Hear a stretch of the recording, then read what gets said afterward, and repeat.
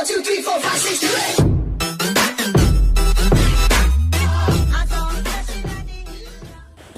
8. নমস্কাৰ মই জিত আজি আপোনালোকৰ আগত দা কিং কোৱা ৰনি কলেমেনৰ আত্মজীৱনীৰ বিষয়ে কিছু কথা আলোচনা কৰিম। ৰনি কলেমেনৰ সম্পূৰ্ণ নাম হৈছে ৰনি ডেন কলিমেন। তেওঁৰ জন্ম 13 মে 1964 লুইচিয়ানা যিহেতু আমেৰিকাত অৱস্থিত। তেওঁৰ হাইট 5 ফুট 11।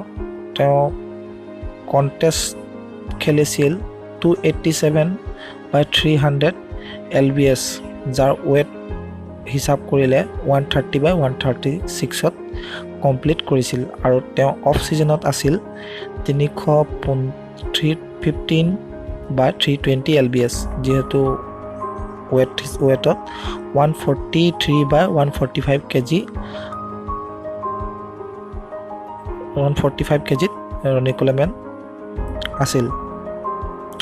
ৰনি কলেমেন ফুটবল খেলিবলৈ খুব চখ আছিল। যেতিয়া ৰনি কলেমেন হাই স্কুল পঢ়ি থকা সময়ত বহুত ভাল খেলুৱৈ আছিল। তেওঁৰ বহুত বাল্কি ফ্ৰেম থকাৰ কাৰণে ৰনি কলেমেন বহুত জলদি মাছল মাছ পুটন কৰিবলৈ পাৰিছিল। এইটো কথা বহুত সোনকালে ৰনি কলেমেন জানিছিল যে বাকীবোৰতকৈ তেওঁৰ বডি সোনকালে ৰেছপন্স কৰিছিল। ফুটবল কেপাবিলিটি বঢ়াবলৈ তেওঁ জিম জইন কৰিছিল। ৰনি কলেমেন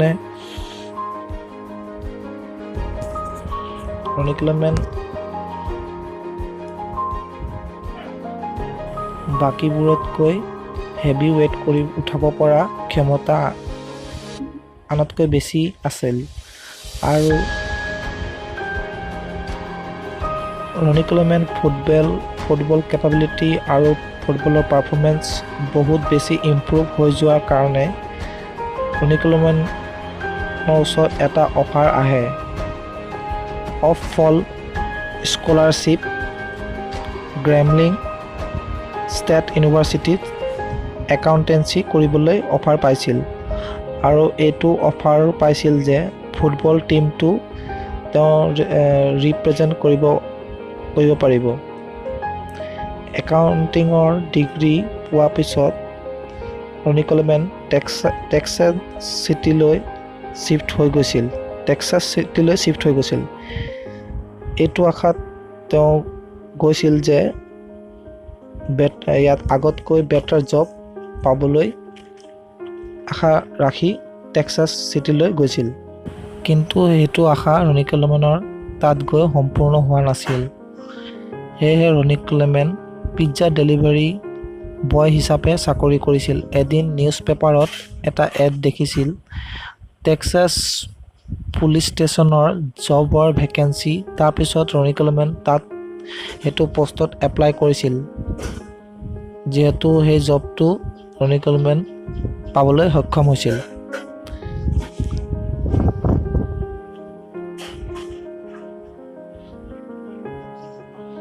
নাইনটিন 89ত সেইটো সময়ত ৰনি কলেমেন 25 ইয়াৰ্ছ হৈ গৈছিল। ৰনি কলেমেন চাকৰি পোৱাৰ পিছত এটা সুবিধা আৰু পাইছিল যে তেওঁ পুলিচ ষ্টেচনত এটা প্ৰাইভেট জিমো আছিল, য'ত ৰনি কলেমেন তাত ৱৰ্কআউট কৰিছিল। তাৰপিছত তেওঁৰ বডি গ্ৰ' ইমান ফাষ্ট হৈছিল, সেয়েহে সেইখন জিমৰ ৱেট ৰনি কলেমেনৰ কাৰণে কম হৈ গৈছিল। সেয়েহে ৰনি কলেমেন বাহিৰৰ জিম এখনত জইন কৰিব লগা হয়। জিমত গৈ তেওঁৰ লগত দেখা হয় জিমৰ অ'নাৰ, যাৰ নাম আছিল ব্ৰেন ডবছন। ব্ৰেন ডবছনে কৈছিল, মই তোমাক ট্ৰেইন কৰিম, কিন্তু এটা চৰ্তত যে তুমি কমপ্লিট কৰিব লাগিব।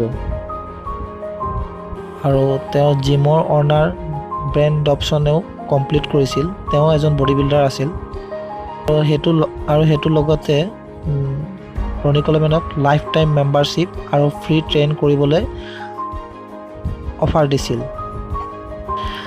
এতিয়া চাই লওঁ ৰনি কলমেনৰ সকলো টাইটেলসমূহ লিষ্ট। মই স্ক্ৰীনত শ্ব' কৰি দিম, আপোনালোকে চাই ল'ব যে ৰনি কলমেন কি টাইটেল জিকিবলৈ সক্ষম হৈছিল।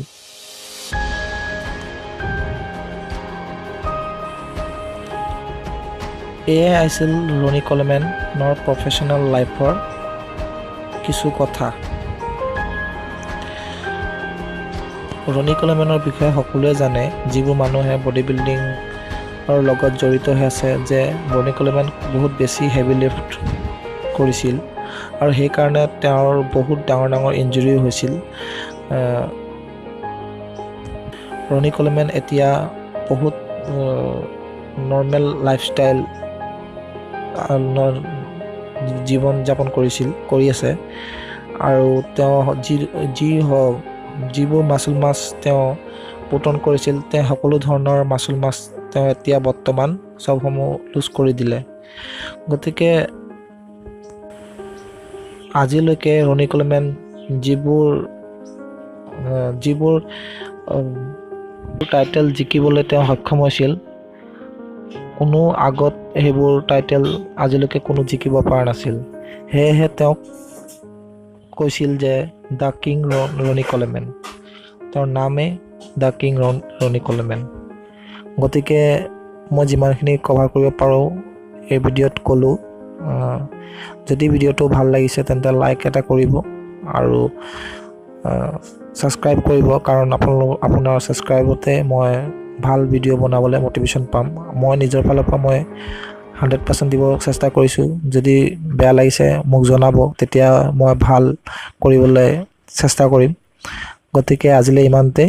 নেক্সট ভিডিঅ'ত ভাল টপিক এটা লৈ আহিম। গতিকে ধন্যবাদ।